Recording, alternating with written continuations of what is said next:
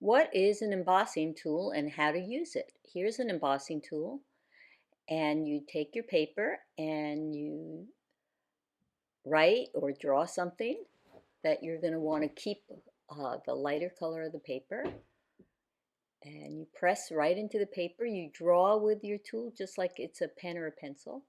Then when you take a color pencil and go over it, magically the embossed area will resist the pencil. There you go. And you've got this beautiful, clean, light area. All right, so that's one way to use it.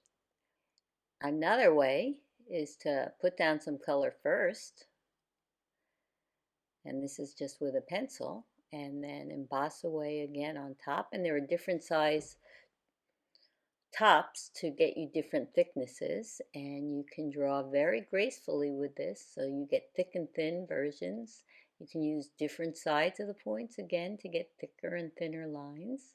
You can make little dots. Knock yourself out. So many uses. Just look at nature, and anywhere you see an area that needs to be kept light and thin, think about embossing. And then you take your pencil and go right over that, and voila, there you go. You've got light yellow embossed areas. Now, let's say you want to use a little watercolor. So you put some down on your paper, you get it colored however you want it. You let that dry.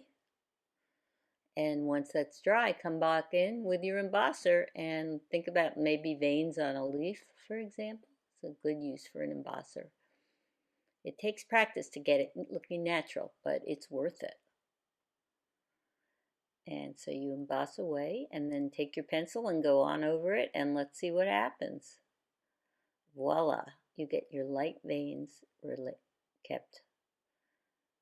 All right, so there's some ways to use the embosser. You'll find some more, I'm sure. Have fun.